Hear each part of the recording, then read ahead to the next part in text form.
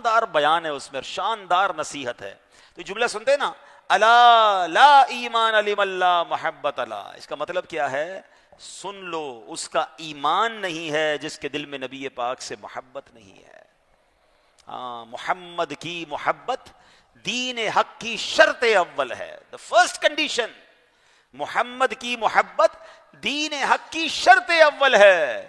اسی میں ہو اگر خامی تو سب کچھ نامکمل ہے.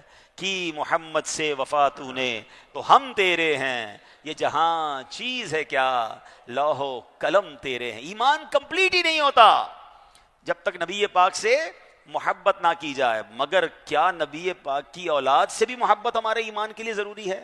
اب ذرا غور سے سنیے. قرآن پاک کی ایک اور آیت کون سی ہے؟ آیت نمبر ہے 23. سورت کا نام سورہ شورا اور پارہ نمبر ہے 25. میرا رب قرآن مجید میں ارشاد فرماتا ہے، بسم اللہ الرحمن الرحیم، قل لا اسألکم علیہ اجرا الا المودۃ فی القربى. ترجمہ کنز العرفان، تم فرماؤ، یعنی اللہ اپنے حبیب سے فرما رہا ہے کہ محبوب تم فرماؤ میں اس پر تم سے کوئی معاوضہ طلب نہیں کرتا مگر قرابت کی محبت. بڑی گہری بات ہے. اللہ کے حبیب نے کیا فرمایا؟ علامہ بغوی رحمۃ اللہ تعالی علیہ اس آیت کے تحت لکھتے ہیں کہ اے محبوب آپ فرما دیجئے، اے لوگوں میں تمہیں دین سکھاتا ہوں، تمہاری دنیا اور آخرت کی بھلائیاں تم تک پہنچاتا ہوں، اس پر میں تم سے کوئی اجر کوئی بدلہ نہیں چاہتا، البتہ میں تمہیں قرابت داری کی محبت کی نصیحت کرتا ہوں. کیا اس سے مطلب کیا ہوا؟ کہ جو ساری دنیا میں دین پھیلا، سب کی ہماری اصلاح ہو رہی ہے، ہم تک قرآن پہنچایا، رب کا پیغام پہنچایا، اتنی میرے آقا نے قربانیاں دی. آقا فرماتے میں تم سے کوئی اس کا بدلہ نہیں چاہتا، مجھے تحفے نہیں چاہیے، مجھے مال نہیں چاہیے، ہاں میں ایک چیز کی تمہیں وصیت کرتا ہوں. اور وہ کیا فرمایا؟ البتہ میں تمہیں قرابت داری کی محبت کی نصیحت کرتا ہوں. یعنی پیارے آقا علیہ الصلوۃ والسلام کی محبت، آپ کے رشتہ داروں کی محبت، یہ دین کے فرائض میں سے ہے. اللہ اکبر. میرے نبی نے ہم سے ایک چیز فرمایا ہے کہ مجھے اگر دینا ہے تو میرے گھر والوں سے، میرے بچوں سے، میری آل سے محبت کرنا. اگر پھر بھی کوئی نبی پاک کی آل سے بغض رکھتا ہے، سرکار کی فیملی کے بارے میں بری باتیں کرتا ہے، ارے اس سے بڑا احسان فراموش کون ہوگا؟ اللہ اکبر. کیا خوبصورت اشعار ہے نا، قلب میں عشق آل رکھا ہے، قلب میں عشق آل رکھا ہے، خوب اس کو سنبھال رکھا ہے، جو بھی دیکھے بنے وہ دیوانہ، ان میں ایسا جمال رکھا ہے. اچھا، پھر پیارے آقا علیہ الصلوۃ والسلام کے ان فرمان اور نبی پاک کا یہ سمجھانا صحابہ کو اور ہمارے اہل بیت کی محبت جس طرح نبی پاک نے بتائی، پھر بزرگان دین نے عمل کیسا کیا. اب ذرا واقعہ سنیے گا. 7ویں صدی کے بزرگ ہیں، ابھی ہم 15ویں صدی میں ہیں، آلموسٹ 800 سال پرانے بزرگ. ان کا نام کیا ہے؟ امام حافظ محب الدین طبری رحمۃ اللہ تعالی علیہ. بہت علمی شخصیت تھے، علم حدیث میں آپ کا بہت بڑا مقام. آپ ایک روایت ذکر کرتے ہیں، لکھتے ہیں ایک مرتبہ امام حسن مجتبی رضی اللہ تعالیٰ عنہ کی طبیعت ناساز ہو گئی، آپ بیمار ہو گئے. پھر دوبارہ یاد ہے نا، امام حسین کے بڑے بھائی ہمارے سر کے تاج شہزادہ امام حسن مجتبی بیمار ہو گئے. اب جو مسلمانوں کے دوسرے خلیفہ حضرت فاروق اعظم، انہوں نے حضرت زبیر بن عوام سے کہا آئیے ہم چلتے ہیں اور شہزادہ حضور امام حسن مجتبی کی عیادت کرتے ہیں. حضرت زبیر بن عوام یہ بھی صحابی رسول ہیں اور سارے ہی صحابہ الحمدللہ نیکیوں کے حریص ہیں، البتہ اس وقت ان کی کوئی مصروفیت تھی. حضرت زبیر بن عوام نے معذرت کی کہ میں ابھی ساتھ نہیں چل سکتا. تو حضرت عمر نے پتہ کیا فرمایا؟ اے زبیر، کیا آپ نہیں جانتے کہ بنو ہاشم کی عیادت کے لیے جانا سنت ہے اور ان کی زیارت کرنا نفل عبادت ہے. ہائے ہائے ہائے، سبحان اللہ. مولانا حسن رضا خان صاحب لکھتے ہیں نا، کس زبان سے ہو بیان عز و شان اہل بیت، مدح گوئے مصطفیٰ ہے، مدح خان اہل بیت.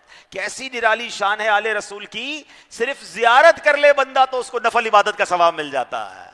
اللہ پاک ہمیں توفیق بخشے. دیکھیں، ہمیں پنجتن پاک کی صحبت تو نہیں ملی، ہم نبی پاک کے زمانے میں تو نہیں تھے نا، مگر آج بھی ہمارے درمیان سادات کرام موجود ہیں، آج بھی ہمارے درمیان آل رسول موجود ہے اور دنیا بھر میں موجود ہے، اور یہ بھی ان کی خصوصی شان ہے. یزید پلید نے سادات کرام کو مٹانے کی ناپاک کوشش کی، وہ خود مٹ گیا، مگر آج بھی دنیا کے کونے کونے میں حسینی اور حسنی سید موجود ہیں. مٹانے والا مٹ گیا جس کو مٹانا آیا تھا، جس کو تباہ کرنے وہ آئے تھے، وہ کیسے آباد ہوئے کہ آج پوری دنیا میں ان کی آل موجود ہے۔ جبھی تو کہ شاعر لکھتے ہیں نا کہ قتل حسین اصل میں مرگ یزید ہے۔ یہ بات، یہ فلسفہ سمجھ جائیے گا۔ آج کل کیا ہوتا ہے، پچھلے دنوں دنیا میں کچھ جنگیں ہوئیں، سوشل میڈیا پہ اس کا بڑا تذکرہ ہوا، تو لوگ کیلکولیٹ کیسے کرتے ہیں، اچھا بھائی یہ بتاؤ کس ملک کے کتنے جہاز گرے، کس ملک کے کتنے جناب ہڈے تباہ ہوئے، کس ملک میں کتنے لوگ مارے گئے، تو پھر طے کرو کون سا ملک جیتا ہے۔ جس کا زیادہ نقصان ہوا وہ ہار گیا، جس کا نقصان کم ہوا وہ جیت گیا۔ یہ دنیا میں اعداد و شمار، اسٹیٹسٹکس اسی طرح بنائے جاتے ہیں نا۔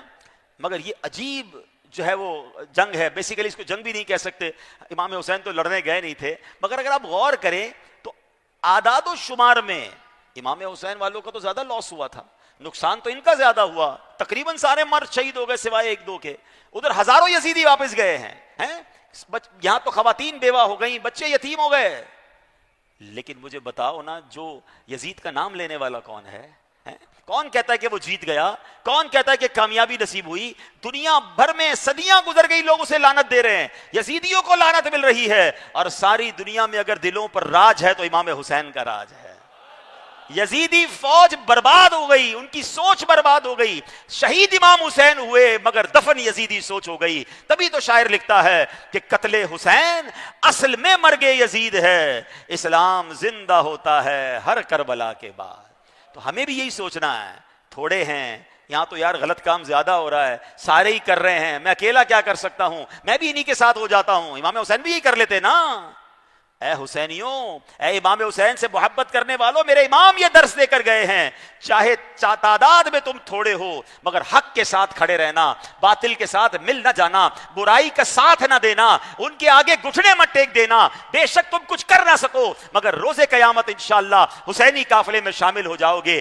آج لوگ حرام کام پتہ ہی کیوں کرتے ہیں؟ ان کو شیطان کہتا کیا ہے، یار سارے ہی تو جھوٹ کہتے ہیں، میں اکیلا جھوٹ چھوڑ دوں گا تو کیا ہوگا، میری مارکیٹ میں سارے ہی تو حرام کام کر رہے ہیں، میں اکیلا اگر ملاوٹ نہیں کروں گا تو کیا فرق پڑ جائے گا، اچھا جناب سارے ہی بے حیائی کر رہے ہیں، میں اکیلا کر لوں گا تو کیا پرابلم ہو جائے گی۔ ارے کیا کرے جناب، معاشرے میں بھی تو رہنا ہے، بچوں کی خوشی کے لیے، دوستوں کی خوشی کے لیے، ہماری فیملی کا رسم و رواج ہی ایسا ہے کہ ہمیں ناچ گانے کرنے پڑتے ہیں۔ اللہ اکبر، ارے اتنے کمزور ایمان والے ہو گئے، ایک طرف کہتے ہو میں پنجتن کا غلام ہوں، اور جہاں غلط کام ہو رہا ہے وہاں ہار مان جاتے ہو، ان کے ساتھی بن جاتے ہو۔ نہیں میرے پیارے اسلامی بھائیوں، یاد رکھیے احادیث میں مضمون ملتا ہے، ایمان کے کچھ درجے بیان ہوئے حدیثوں میں، جس کا مضمون ہے کہ جب برائی ہوتا دیکھے، مومن وہ ہوتا ہے کہ جب برائی ہوتا دیکھے تو ہاتھ سے روکے۔ اب علماء نے اس کی ڈیفینیشن بیان کی کہ ہاتھ سے کون روک سکتا ہے؟ فرمایا جو حکمران ہے، قانون نافذ کرنے والے ادارے ہیں، اگر مجھے سن رہے ہیں وہ لوگ جن کو اللہ نے اقتدار دیا ہے، کنٹرول دیا، اب ہاتھ سے برائی کو روکے۔ ایسا تو ایمان ہونا چاہیے نا۔ فرمایا اگر یہ نہیں کر سکتے تو پھر زبان سے روکے۔ اب زبان سے کون روکے گا؟ جو علماء ہیں، جو مبلغین ہیں، جن کو اللہ نے یہ مقام دیا ہے کہ ان کی بات سنی جاتی ہے۔ مجھے اگر سوشل میڈیا کے انفلوئنسر سن رہے ہیں کہ اگر آپ کو جناب اللہ نے لائکس دیے ہیں، فالوز دیے ہیں، لوگ آپ کو سن رہے ہیں، تو آپ کا کام یہ ہونا چاہیے کہ اپنی زبان سے برائی کو روکیں۔ مگر بدقسمتی یہ ہے آج تو لائک لیے ہی غلط کام کی دعوت دے کر ہے نا، برائی پھیلانے کے لیے تو لائک ملے ہیں، الٹے کام کریں گے، ناچ گانے کریں گے، حرام کام کریں گے تو ملین فالوورز ہو جائیں گے، خوب ڈالر آئیں گے۔ حالانکہ ایمان یہ کہتا ہے کہ اللہ نے بولنے کا موقع دیا ہے تو زبان سے روکو۔ اور سب سے آخری درجہ ایمان کا کیا فرمایا کہ اگر ہاتھ سے نہیں روک سکتے، زبان سے نہیں روک سکتے، تو کم از کم دل میں برا جانے۔ مگر کیا دل میں برا جان رہے ہیں؟ یہ تیسرا درجہ بھی نہیں ہے اب تو لوگوں کے پاس۔ ذرا ڈھول تماشا شروع ہو جائے، مسجد کے باہر ہی شروع ہو جائے تو لوگ وہاں کھڑے ہو جائیں گے دیکھنے کے لیے، آتش بازی شروع ہو جائے، حالانکہ حرام ہے یہ جو فائر ورکس ہوتے ہیں، لوگ نکل نکل کے دیکھ رہے ہوتے ہیں، بھائی حرام کام کو آپ انجوائے کر رہے ہیں، جمع ہو رہے ہیں، ان کو اپریشیٹ کر رہے ہیں، دل میں کب برا جانو گے؟ بے حیائی کو دل میں کب برا جانو گے؟ ایمان کا سب سے ہلکا درجہ ہے۔ تو جو حسینی ہے وہ کیسے برائی کا ساتھ دے سکتا ہے؟ تو اللہ کرے یہ بات ہمیں سمجھ آ جائے، اور سبحان اللہ کیا خوبصورت بات سیکھنے کو مل رہی ہے کہ آج کے دور میں جو سادات کرام ہیں ان کی تعظیم کر کے، ان کی جناب توقیر کر کے، ان کی خدمت کر کے دراصل ہم کیوں کریں گے؟ کیونکہ میرے آقا کی اولاد ہیں، نبی پاک کا خون ہے، ان کی خدمت کریں گے میرے آقا بھی راضی ہو جائیں گے۔ اور سبحان اللہ، بریلی کے تاجدار امام عشق و محبت نے یہ فلسفہ بڑے پیارے انداز میں سمجھایا ہے، کاش سمجھ آ جائے۔ وہ کیا لکھتے ہیں؟ تیری نسل پاک میں ہے بچہ بچہ نور کا، تیری نسل پاک بچہ بچہ نور کا، تو ہے عین نور تیرا سب گھرانہ۔ آؤ میں بتاؤں میرے صحابہ اہل بیت سے کیسا پیار کرتے۔ اللہ کے آخری نبی محمد عربی صلی اللہ تعالیٰ علیہ وسلم کے پیارے چچا جان حضرت عباس رضی اللہ تعالیٰ عنہ چونکہ اہل بیت سے تھے، اس لیے وہ بارگاہ رسالت میں جب حاضر ہوتے تھے نا تو مسلمانوں کے پہلے خلیفہ، یاد رکھیے گا حضرت ابوبکر صدیق کا مقام ساری امت میں سب سے افضل ہے، نبی پاک کے بعد اس امت کے سب سے افضل اگر کوئی شخصیت ہے تو وہ کون ہے؟ وہ جناب صدیق اکبر رضی اللہ تعالیٰ عنہ ہیں۔ مگر میرے آقا علیہ السلام کے دربار میں جب حضرت عباس آتے تھے نا تو صدیق اکبر اپنی جگہ سے کھڑے ہو جاتے تھے اور آپ کے لیے جگہ چھوڑ دیتے تھے کہ آپ یہاں پر تشریف رکھیں۔ یہ صحابہ کرام کا اہل بیت سے پیار تھا۔ روایات میں آتا ہے اگر ایسا ہو جاتا کہ پیارے آقا علیہ السلام کے چچا جان حضرت عباس کہیں پیدل جا رہے ہوتے تھے اور قریب سے سواری پر فاروق اعظم یا عثمان غنی رضی اللہ تعالیٰ عنہ گزرتے، جیسے ہی حضرت عباس کو دیکھتے تھے اپنی سواری ان کے پاس سے گزرتے ہوئے سواری سے نیچے اتر جاتے اور حضرت عباس گزر جاتے تھے تو پھر سوار ہو جایا کرتے تھے۔ اللہ اکبر! حضرت عمر، حضرت فاروق اعظم کا آل رسول کے ساتھ یہ انداز ہے، میرے آقا کے اہل بیت کے ساتھ یہ انداز ہے۔ اب آئیے ایک اور بڑی ہستی، اسلامک ہسٹری میں اس ہستی کا بڑا کردار ہے، اگر ابھی تک آپ نے ان کے بارے میں جانا نہیں ہے، پڑھا نہیں ہے تو چلے، میں آج طلبہ بھی مجھے نظر آ رہے ہیں اور ماشاءاللہ بزنس کمیونٹی کے لوگ بھی نظر آ رہے ہیں، یہ بیان لائیو بھی ہو رہا ہے، خاص طور پہ وہ لوگ جو لیڈر بننا چاہتے ہیں یا اللہ نے کس کوئی مقام دیا ہے نا تو آپ کو حضرت عمر بن عبدالعزیز کو ضرور پڑھنا چاہیے۔ ایسی کمال کی شخصیت ہیں، آپ کو پتہ ہے ان کو حضرت عمر بن عبدالعزیز کو کتنا ٹائم حکومت ملی؟ صرف 2.5 سال، مگر 2.5 سال میں انہوں نے اپنی خلافت میں کیا کر دکھایا آپ کو معلوم ہے؟ اتنی معاشی ترقی ہوئی، اتنا امن و امان اور ایسا کاروبار بڑھ گیا، مسلمان اتنے خوشحال ہو گئے کہ لوگ زکوٰۃ لے کر نکلتے تھے، زکوٰۃ لینے والا کوئی نہیں ہوتا تھا۔ ایسی کمال کی حکمت عملی۔ اب آپ کہیں حضرت عمر بن عبدالعزیز کو کیسے پڑھیں، کیا تھی ان کی خصوصیات، ہمیں کیا پڑھنا چاہیے؟ اللہ اکبر! دعوت اسلامی کا ہم پر واقعی بڑا احسان ہے۔ دعوت اسلامی کا ڈپارٹمنٹ ہے مکتبۃ المدینہ جو کتابیں جاری کرتا ہے، بڑی کمال کی بک ہے حضرت عمر بن عبدالعزیز کی 425 حکایات، اتنی کتاب ہے، کمال کی کتاب ہے، ایک بار آپ پڑھیں آپ کا ایمان تازہ ہو جائے گا، آپ کی لائبریری میں ہونی چاہیے۔ This is the beautiful gift for the friends, اپنے دوستوں کو، رشتہ داروں کو دیں۔ ایک بندے کو امپروو کیسے کرنا ہے، بڑا کام کیسے کرنا ہے، اللہ کی رضا حاصل کیسے کرنی ہے، آپ حضرت عمر بن عبدالعزیز کو پڑھیں۔ اب ان کا واقعہ سناتا ہوں۔ حضرت عمر بن عبدالعزیز رحمت اللہ تعالی علیہ جو بہت بڑے ولی کامل، اس امت میں پہلے مجدد اور وقت کے خلیفہ ہوئے، آپ نے ایسے کمال انداز سے خلافت کے فرائض سر انجام دیے کہ آپ کی خلافت کو بھی خلافت راشدہ میں شمار کیا جانے لگا، ٹھیک ہے؟ ایسے زبردست خلیفہ تھے۔ ان کی عادات کیا تھی؟ ان کی سادات کریمہ سے محبت کا عالم دیکھیں کہ سادات تو اپنی جگہ، اگر خاندان مصطفیٰ سے کچھ نسبت رکھنے والا بھی کوئی شخص آ جاتا تو آپ اس کی تعظیم فرمایا کرتے۔ صحابی رسول ہیں حضرت زید بن حارثہ رضی اللہ تعالیٰ عنہ، آپ اولاد رسول نہیں ہیں لیکن نبی پاک نے انہوں نے اپنا منہ بولا بیٹا فرمایا تھا۔ ایک مرتبہ حضرت زید کے خاندان سے، حضرت زید نہیں، حضرت عمر بن عبدالعزیز جو وہ صحابہ کے بہت بعد میں تھے تو صحابہ کرام کا زمانہ انہوں نے نہیں پایا، حضرت زید کی اولاد سے کوئی شخص آپ کے پاس آیا تو اسے دیکھ کر آپ نے کھڑے ہو کر استقبال کیا اور عزت دیتے ہوئے اپنی جگہ بٹھا لیا کہ آقا نے ان کے آباء و اجداد میں حضرت زید کو اپنا منہ بولا بیٹا کہا تھا، یہ ان کی اولاد میں سے ہیں تو میں ان کی تعظیم کر رہا ہوں۔ اللہ کرے کہ ہم بھی سادات کرام سے محبت کریں۔ اب یہاں پر اب میں بتاتا ہوں کہ جو سیدوں سے محبت کرتے ہیں انہیں ملے گا کیا، ان کے نانا جان کیسے راضی ہوں گے اور ان کے نانا جان کیا عطا فرمائیں گے، سنیے گا۔ میرے آقا علیہ الصلوۃ والسلام فرماتے ہیں جو شخص اولاد عبد المطلب میں سے کسی کے ساتھ نیکی کرے فعلی مقافاتہ غدا اذا لقینی، تو جب وہ روز قیامت مجھ سے ملے گا میں اسے صلہ دوں گا۔ سچ بتاؤں پیارے آقا سے ملاقات ہی ہو جائے گی، اس سے بڑا صلہ اور کیا چاہیے؟ آقا نے فرمایا نا مجھ سے ملے گا، ساڈا کام تو وہیں بن جائے گا، آقا کا دیدار مل جائے اور ان سے ملاقات ہو جائے تو باقی تو کام آسانی ہو جانے ہیں نا۔ اور کریم اور سخی کے در سے پھر چھوٹا نہیں ملتا۔ ایک اور بات یاد رکھیے گا، غلام اپنی حیثیت کے مطابق تحفہ دیتا ہے، بادشاہ اپنے کرم کے مطابق تحفہ دیا کرتے ہیں۔ آقا نے کیا فرمایا؟ جب مجھے قیامت کے دن ملے گا میں اسے صلہ دوں گا۔ ایک اور حدیث سنیے، اعلیٰ حضرت امام اہل سنت نے اس حدیث کے تحت دو بڑی باتیں کمال کی ذکر کی ہیں۔ فرمایا نبی پاک نے فرمایا اذا لقینی، یعنی روز قیامت جب وہ شخص مجھ سے ملے گا، اس سے معلوم ہوا کہ جو بندہ سادات کرام کے ساتھ بھلائی کرے گا اگر ایمان سلامت لے گیا تو نبی پاک سے ملاقات کا شرف ضرور حاصل کرے گا۔ ہائے ہائے ہائے۔ اچھا دوسری بات، ایک اور ایمان نفروز نکتہ کہ نبی پاک وعدہ فرما رہے ہیں جس نے اہل پاک کے ساتھ بھلائی کی روز قیامت میں یعنی محمد مصطفیٰ صلی اللہ تعالی علیہ وسلم خود اس کا بدلہ عطا فرماؤں گا۔ تو پیارے آقا کی عطاؤں کا عالم کیسا ہے کہ میرے کریم سے گر قطرہ کسی نے مانگا، میرے قریب سے گر قطرہ کسی نے دنیا میں ہم کسی کو کہیں بڑا پریشان ہوں 10,000 روپے دے دو، وہ کہتا ہے 1000 لے لو۔ جتنے مانگو بندہ، اب تو مانگنے والے بھی سمجھ گئے ہیں زیادہ مانگو تو آدھے میں فیصلہ ہو جائے گا، کچھ نہ کچھ کم مل جائے گا۔ مگر آقا کا دربار کیسا ہے؟ کیوں مانگتے ہو دنیا والوں سے؟ مانگو تو جناب باتیں بھی سناتے ہیں، مانگنا بھی نہیں چاہیے ویسے تو، اس کی تو الگ ایک بحث ہے کہ کون مانگ سکتا ہے، ہم کیوں کسی کے آگے سوال کریں؟ اللہ ہمیں ایسی خودداری دے دے، مانگنا ہے تو اللہ سے مانگیں۔ اللہ کی عطاؤں کو تقسیم کرنے والے رسول پاک سے عرض کریں ارے ادھر تو قطرہ مانگو، پھر وہ کیا دیتے ہیں؟ میرے کریم سے گر قطرہ کسی نے مانگا، دریا بہا دیے ہیں مدنی نے، دریا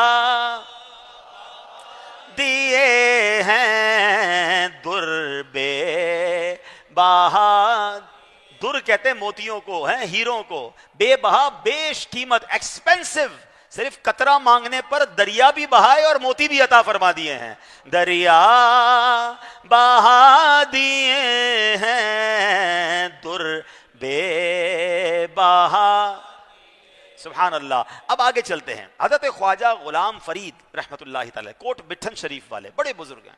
ایک مرتبہ کسی نے لندن سے یو کے سے آیا اور آپ کو ایک بڑی کمال کی گھڑی تحفے میں دی، پرانی بات ہے۔ اچھا گھڑی بڑی قیمتی، بڑے آلات لگے ہوئے، اس میں بڑے قسم کی جو نا ٹیکنالوجی تھی، موسم کے متعلق معلومات تھی، آندھی اور زلزلے سے متعلق معلومات تھی، قبلے کی سمت بھی گھڑی سے معلوم کی جا سکتی تھی۔ یعنی اس وقت میں 25-30 ہزار روپے کی گھڑی تھی، یعنی اگر آج کے زمانے میں شاید ہو تو 50-60 لاکھ روپے کی گھڑی ہو، اتنی مہنگی گھڑی تحفے میں دی حضرت کو۔ ایک مرتبہ ایک سید صاحب نے فرمایا حضور یہ گھڑی مجھے دے دیں۔ غلام فرید صاحب نے فوراً گھڑی پیش کر دی۔ کسی مرید نے کہا حضور یہ گھڑی تو بہت قیمتی اور نایاب تھی، ایسی گھڑی دوبارہ نہیں مل سکے گی، آپ سید صاحب کو کچھ رقم دے دیتے، گھڑی نہ دیتے۔ ویسے بھی کیا معلوم کہ وہ سید ہیں کہ نہیں ہیں، آج کل لوگ یہ بھی تو کہتے ہیں نا کہ یار ہمیں کیا پتا یہ سید ہے کہ نہیں، کیوں مدد کریں اس کی۔ سنو خواجہ غلام فرید نے فرمایا میں نے سید نام یعنی لفظ سید کا ادب کرتے ہوئے نذرانہ پیش کیا ہے، سید ذات کا نذرانہ پیش کرنے کی طاقت مجھ میں کہاں ہے، میں نے تو نام پر قربانی دی ہے، اب سید کوئی ہے نہیں، یہ میرا کام نہیں، میں نے تو نسبت والا کام کیا ہے اور یہی میری اوقات ہے۔ شاعر لکھتے ہیں نا کیا پیش کریں جانا، کیا چیز ہماری ہے، یہ دل بھی تمہارا ہے یہ جاں بھی تمہاری ہے۔ ایک اور حدیث پاک سنتے ہیں، اللہ کے نبی علیہ الصلوۃ والسلام نے فرمایا اپنی اولاد کو 3 باتیں سکھاؤ۔ آج کل لوگ کہتے ہیں اولاد کو سکھائیں کیا، وہ کچھ سکھا دیا جس کی ضرورت نہیں تھی، بلکہ انہوں نے بہت کچھ خود ہی سیکھ لیا۔ نبی پاک علیہ الصلوۃ والسلام کیا فرما رہے ہیں؟ 3 باتیں سکھاؤ۔ نمبر 1 فرمایا اپنی اولاد کو اپنے نبی علیہ السلام کی محبت سکھاؤ۔ نمبر 2 اہل بیت کی محبت، اور نمبر 3 تلاوت قرآن۔ مسلم شریف کی روایت میں ہے نبی پاک نے فرمایا میں 2 عظیم چیزیں تم میں چھوڑے جا رہا ہوں، ان میں پہلی تو اللہ پاک کی کتاب ہے جس میں ہدایت اور نور ہے، تم اللہ پاک کی کتاب یعنی قرآن پر عمل کرو، اسے مضبوطی سے تھام لو۔ دوسرے میرے اہل بیت ہیں، اور 3 مرتبہ ارشاد فرمایا میں تمہیں اپنے اہل بیت کے متعلق اللہ پاک کی یاد دلاتا ہوں۔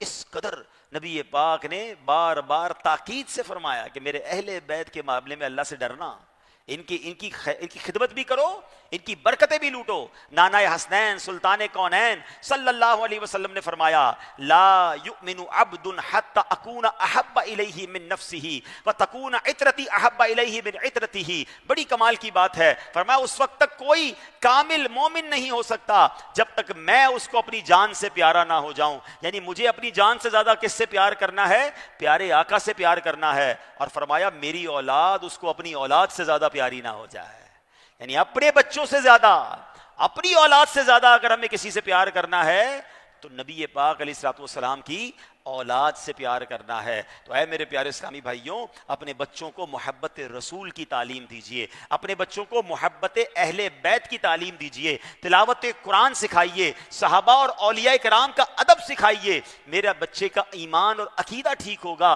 تو پھر مرنے کے بعد وہ بچہ میرے لیے صدقہ جاریہ کا باعث بنے گا نا۔ آج ہم کہتے ہیں میرا بچہ فلاں ڈگری سیکھ گیا، فلاں ڈپلوما کر لیا، فلاں کورس کر لیا، ارے بھائی یہ تو دیکھو سچا پکا مسلمان بنا کہ نہیں، کہیں ایسا تو نہیں کہ وہ دین تو سیکھ نہیں رہا، دنیا میں سیکھ رہا ہے اور اس کا عقیدہ تو کہیں ڈسٹرب نہیں ہو گیا، اس کا ایمان تو متزلزل نہیں ہو گیا، کہیں ایسے دوست تو نہیں مل گئے جو صحابہ سے دور کر رہے ہیں، کہیں ایسی گیدرنگ میں تو نہیں بیٹھ رہا جو جناب اہل بیت کا بغض اتار رہے ہیں، کہیں ایسی ویڈیوز تو نہیں دیکھ رہا جس سے اولیاء کرام سے دور ہو رہا ہے۔ یہ مین چیز ہے جو ہر والد نے اپنے بچے کے لیے فکر کرنی ہے۔ ہم اس کے انجیکشنز تو ضرور لگاتے ہیں جب بچہ چھوٹا ہوتا ہے کہ اس کی ویکسینیشن ہو جائے، ہم اس کی بیماری پر بے قرار ہو کر ڈاکٹر کے پاس تو لے کر جاتے ہیں، مگر یہ کیوں نہیں چیک کر رہے یا کیوں نہیں سکھا رہے کہ اس کا دین اور اس کا عقیدہ کیسا ہے۔ اور آج کے دور میں تو معاملہ بڑا خطرناک ہے، ہر دوسرے آدمی کے ہاتھ میں موبائل ہے اور انٹرنیٹ پر جناب ہر قسم کا بندہ بیٹھا ہے۔ معاذ اللہ کچھ لوگ صرف صحابہ کی بات کرتے ہیں، اہل بیت کی بات نہیں کرتے، کچھ اہل بیت کی بات کرتے ہیں، صحابہ کو برا بھلا کہتے ہیں، کچھ اولیاء کرام سے دور کرنے کی کوشش کر رہے ہیں، اور کچھ معاذ اللہ دین اسلام کے بارے میں ہی سوال کھڑے کر رہے ہیں۔ کس والد کو فکر ہے، کس فیملی کو فکر ہے کہ بچے کیا دیکھ رہے ہیں، کیا سن رہے ہیں؟ خدارا اس بات کا دھیان رکھیے، اس بات کی فکر کیجئے، کیونکہ میں جب دنیا سے جاؤں گا تو میرے بچے کا ایمان، میرے بچے کا عقیدہ، اس کی نیکی انشاءاللہ مجھے کام آئے گی۔ تو سب سے پہلے ہمیں یہ کوشش کرنی ہے، اور پھر اس کے ساتھ ساتھ کوشش یہ کریں، دیکھیں بہترین تو یہی ہے کہ ہم اپنے بچوں کو زبردست عالم دین اور دین کا ایسا مبلغ بنا کر جائیں کہ میں چلا جاؤں، میرا بچہ لوگوں کو دین سکھاتا رہے اور مجھے قبر میں اس کا ثواب ملتا رہے۔ اور اگر یہ نہیں کر پا رہے، کرنا تو یہی چاہیے، نہیں کر پا رہے تو ایٹ لیسٹ اپنے بچوں کو، بچی ہو یا بیٹا ہو یا بیٹی ہو، 5 وقت کا نمازی ضرور بنائیے۔ آپ کو پتہ ہے اس کا فائدہ کیا ہوگا؟ ایک بار حضرت عیسیٰ علیہ نبینا علیہ الصلوۃ والسلام کہیں سے جا رہے تھے تو آپ نے قبر پر دیکھا کہ قبر میں عذاب ہو رہا ہے۔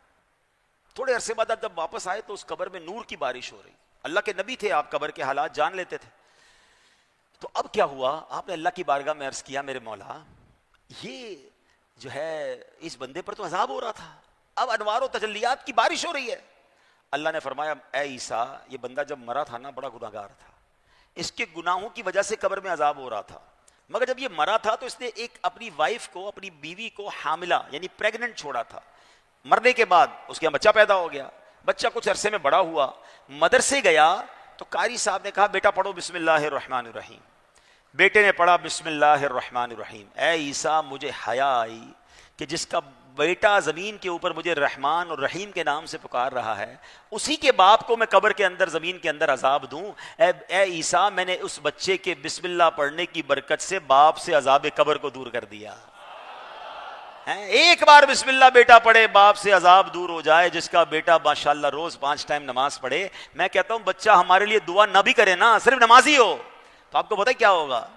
فجر میں 2 بار، ظہر میں کم از کم 3 بار، عصر میں 1 بار کم از کم، مغرب میں کم از کم 2 بار، عشاء میں کم از کم 3 بار، یہ 12-13 بار کم از کم، ورنہ اس سے زیادہ جب وہ قاعدہ آخرہ میں بیٹھے گا، قبلہ روح ہوگا، وضو کے عالم میں ہوگا اور اللہ کی بارگاہ میں دعا کرے گا ربنا اغفر لی ولوالدی وللمؤمنین یوم یقوم الحساب۔ او والد کے تو مزے ہیں، فجر ہوگی تو اس کو تحفہ ملے گا ثواب کا، تیرے بیٹے نے دعا بھیجی ہے، ظہر ہوگی تو تیری بیٹی نے دعا بھیجی ہے، بناؤ تو صحیح نہ نمازی، فکر ہی نہیں ہے، خود باپ نماز نہیں پڑھ رہا تو بچے کہاں سے نماز پڑھیں گے؟ اگر آپ بچوں کو نمازی بنانا چاہتے ہیں تو پہلے خود نمازی بننا ہوگا. خدا کے واسطے نبی پاک کی کتنی پیاری نصیحت ہے, اپنے بچوں کو 3 چیزیں سکھاؤ. کیا فرمایا؟ نبی پاک کی محبت, اہل بیت کی محبت, تلاوت قرآن. سکھائیں گے تو بچے نیک بنیں گے نا. تو بچوں پر توجہ دینی ہے. یہ بچے ہمارا پھل ہیں, ہمارا سرمایہ ہیں. اور آج کے اس پرفتن دور میں دعوت اسلامی ہے جو بچوں سے لے کر بڑوں تک کے لیے, بزرگوں تک کے لیے, اسلامی بہنوں کے لیے, سب کے لیے تربیت کا موقع دیتی ہے. اسلامی بہنوں کے اجتماع الگ ہیں, اسلامی بھائیوں کے اجتماع الگ ہیں, بچوں کے مدرسے الگ ہیں, تھوڑے بڑے ہو جائیں تو جامعۃ المدینہ الگ ہیں, اسکول پڑھنا چاہیں تو دارالمدینہ موجود ہے, کالج پڑھنا چاہیں تو دارالمدینہ موجود ہے, آن لائن پڑھنا چاہیں تو فیضان آن لائن اکیڈمی موجود ہے, میڈیا پر کچھ سیکھنا چاہیں تو مدنی چینل موجود ہے, سوشل میڈیا سرچ کرنا چاہیں تو دعوت اسلامی کا سوشل میڈیا موجود ہے. ارے وہ کون سی جگہ ہے جہاں سے آپ کو دین سیکھنے کا موقع دعوت اسلامی نہیں دے رہی ہے؟ مگر پھر بھی میں بھی نہ سیکھوں, اپنے بچوں کو بھی نہ سکھاؤں, فیملی پر بھی توجہ نہ دوں, تو یہ درست نہیں ہے. تو آئیے آج اس اجتماع میں کربلا والوں کی ہم نے باتیں سنی ہیں, تو ایک بات تو یہ سیکھ کر جائیں کہ آج جو ہمارے آس پاس بھی سادات کرام ہیں ان سے ادب سے بات کریں. بعض اوقات کچھ سادات کرام غریب ہوتے ہیں اور آپ میں سے کوئی امیر ہے, ہو سکتا ہے آپ کے پاس وہ ملازمت کر رہے ہوں یا آپ کے سامنے آتے ہوں تو آپ غریب ہوتے ہیں بیچارے, تو وہ بے شک غریب ہیں مگر وہ فضیلت ان کو حاصل ہے جو میرے پاس نہیں ہے. ان سے عزت سے بات کرنی ہے. علماء نے کچھ آداب بیان کیے ہیں کہ سادات کرام کے آداب میں سے ہے کہ ان کے سامنے خود کو نہ دیکھیں, یعنی ان کے سامنے عاجزی اختیار کریں, اپنے آپ کو ان کے اوپر ترجیح نہ دیں, پریورٹی ان کو دیں. سید صاحب چاہے بے علم ہوں پھر بھی ان کا ادب بجا لائیں. اللہ اکبر, اللہ کرے کہ ہم سچی اہل بیت کی غلامی اختیار کریں. اب آخری بات سن لیتے ہیں. روایت ہے ایک دن حضرت امیر معاویہ رضی اللہ عنہ خطبہ دے رہے تھے, اتنے میں امام عالی مقام امام حسین تشریف لائے. حضرت امیر معاویہ نے جلدی سے خطبہ ختم کیا, ممبر سے نیچے آ گئے. اب امام حسین ممبر پر تشریف لائے. امام حسین نے اللہ پاک کی حمد و ثنا بیان کی. فرمایا میرے نانا جان نے بتایا کہ اللہ پاک فرماتا ہے عرش اعظم کے پائے کے نیچے سبز رنگ کی ایک تختی ہے, اس پر لکھا ہے اے آل محمد کے گروہ, تم میں سے جو بھی روز قیامت لا الہ الا اللہ کی گواہی دیتا ہوا آئے گا اللہ پاک اسے جنت میں داخل فرما دے گا. یہ سن کر حضرت امیر معاویہ نے عرض کی کہ حضور اے ابو عبداللہ یہ آل محمد کا گروہ کون ہے؟ فرمایا وہ جو شیخین یعنی ابو بکر اور عمر کو, عثمان غنی کو اور میرے والد محترم مولا علی کو, اور اے معاویہ آپ کو برا بھلا نہ کہتا ہو, وہ آل محمد کا گروہ ہے. کیا سیکھنے کو ملا؟ ہمیں صحابہ سے بھی پیار ہے, ہمیں اہل بیت سے بھی پیار ہے, اور انشاءاللہ اپنا بیڑا, یہی بات تو میرے رضا نے کہی نا, اہل سنت کا ہے بیڑا پار. کیوں؟ اصحاب حضور نجم ہیں اور ناؤ ہے عطرت رسول اللہ کی. ہمارے ستارے صحابہ ہیں, ہماری کشتی آل رسول ہے, تو پھر ہمارا بیڑا پار ہے. اللہ ان دونوں کی غلامی پر ہمیں استقامت نصیب فرمائے اور ہمیں نیک اعمال کرنے کی توفیق عطا فرمائے. الحمدللہ ہر جمعرات ہمیں کچھ درود پاک اور دعائیں پڑھائی جاتی ہیں. آئیے اپنے معمولات پورے کر لیتے ہیں. بزرگوں نے فرمایا جو شخص ہر شب جمعہ اور جمعرات کی درمیانی رات یہ درود پاک پابندی سے کم از کم 1 مرتبہ پڑھے, موت کے وقت سرکار مدینہ علیہ الصلوۃ والسلام کی زیارت کرے گا, اور قبر میں داخل ہوتے وقت بھی یہاں تک کہ وہ دیکھے گا کہ پیارے آقا علیہ الصلوۃ والسلام اسے قبر میں اپنے رحمت بھرے ہاتھوں سے اتار رہے ہیں. آئیے مل کر پڑھتے ہیں. اللہم صلی وسلم وبارک